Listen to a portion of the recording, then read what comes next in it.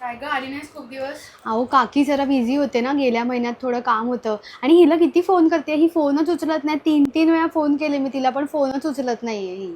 बाकी तुम्ही बरे आहात ना काकी? हो मी बरी आहे. हां. काय ग आमची नवीन वाटतं. अय्या तुम्ही बघितली मिस्टरांनी केली वाटतं. काकी?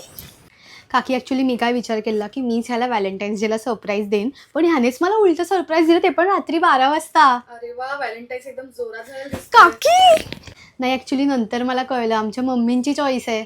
आमच्या मम्मींना ना कसं एकदम सगळं साधं सोपं सिम्पल असंच आवडतं. खूप मस्त आहे ना, मला तर खूपच आवडली. खरं सांगू का काकी, आता तुमच्याकडे येताना म्हणून घातली मी अंगठी. त्या दिवशी काय झालं, व्हॅलेंटाईन्स डेच्या नेक्स्ट डे मी ऑफिसमध्ये घालून गेले. सगळ्यांनी बघितलं, वाव वाव छान छान केलं.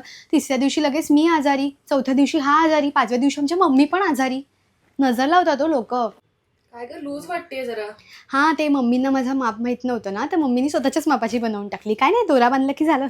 काही नाही, सगळे म्हणतात लग्नानंतर असंच होतं तसंच होतं. आमचं तर खूपच छान चाललंय काकी. पूर्ण व्हॅलेंटाईन्स वीक मला सरप्राईज देत होता, रोज एक एक काय. आणि व्हॅलेंटाईन डेला तर म्हणजे एकदम मला असं झालं की बापरे काय चाललंय हे. हां मम्मी. हां निघाले, येते येते. एवढ्या लवकर भूक लागली? अच्छा हां, शनिवार नाही का, आले आले आले. हां.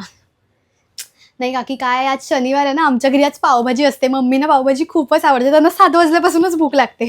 चला येते हां.